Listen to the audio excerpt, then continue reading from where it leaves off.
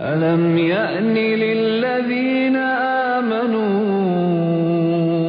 أن تخشع قلوبهم لذكر الله. Saya ingin berbagi sebuah kisah.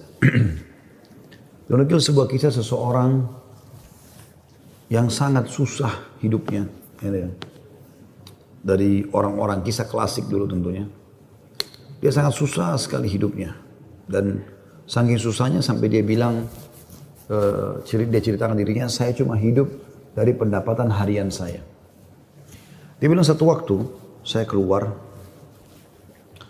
ingin mencari rezeki. Pada hari itu betul-betul tidak ada sumber rezeki. Kenapa yang saya dapat hari itu itu yang dipakai makan gitu. Dia bilang saya sudah keliling sana sini tidak ada makanan. Dan sampai saya tidak pulang ke rumah sampai di awal malam selepas isya lebih. Istri sama anak saya sudah menunggu. Kemudian saya pun pulang ke rumah. Begitu pulang ke rumah dibuka pintu disambutlah oleh anak dan istri. Dengan harapan selain menemui saya juga mereka berharap bisa ada makanan dan minuman seperti biasa. Tapi karena istri saya melihat di tangan saya tidak ada sama sekali bekal apa-apa, maka saya pun duduk, kemudian diberikan air putih, lalu dia bertanya, apa hari ini nggak ada bekal makanan? Lalu saya menjawab, sama sekali saya nggak temukan pekerjaan. Saya tidak tahu harus mencari di mana lagi. Lalu kata istrinya, lalu apakah kita harus tidur dalam kondisi kelaparan? Saya sama anak-anak betul-betul belum makan sama sekali dari pagi gitu. Maka kata dia, baik. Saya istirahat sejenak, baru saya akan keluar cari rezeki lagi. Mudah-mudahan malam ini Allah berikan kepada kita. Kata istrinya, baiklah kalau gitu. Subhanallah, tanpa mengenal letih, laki-laki yang soleh ini dia keluar dari rumahnya. Dan waktu dia keluar, sudah masuk, kalau kita sekarang jam 12 malam. Zaman dulu, belum ada lampu kayak kita sekarang. Mungkin di jam 10 malam aja kalau kita sekarang itu sudah, zaman dulu orang sudah tidur semua. Gelap. Maka dia pun jalan, dia tidak tahu mau kemana sambil dia berdoa kepada Allah SWT, ya Allah, kemana langkah kakiku ini? Aku sendiri belum makan seharian, anak istriku juga belum makan. Berikanlah kami rezeki. Sambil berjalan, dia bilang mata saya tiba-tiba melihat sebuah masjid. Di sekitar rumahnya, tidak jauh dari rumahnya. Gelap, nggak ada lampu kan, zaman dulu belum ada lampu, orang pakai sumbu, pakai minyak, dinyalakan, kemudian baru terang, itu pun sangat kecil penerangannya sebagaimana kita tahu kalau pakai sumbu. Maka dia coba nyalakan api, menyala, kemudian dia wudu, dia sholat. Dia tidak tahu harus buat apa lagi. Mulai dia ada sholat, habis sholat dia berdoa kepada Allah Subhanahu Wa Taala supaya dimudahkan, dikasih rezeki, dikasih segala macam. Dan dikeluarkan dari masalah kemiskinan ini. Setelah itu, subhanallah terjadi pada malam itu, penguasa di wilayah itu, kalau kita bisa bahasakan rajanya, gelisah nggak bisa tidur. Dan seperti orang ketakutan akan meninggal dunia. Hatinya terdorong untuk bersedekah. Maka dia mengambil beberapa kantong isinya emas. Kan? Lalu dibawa sama dia dan dia bilang, ya Allah, hatiku sangat gelisah. Aku takut meninggal sementara aku masih belum memiliki bekal yang cukup bertemu denganmu. Maka izinkanlah hambamu ini bersedekah di jalanmu.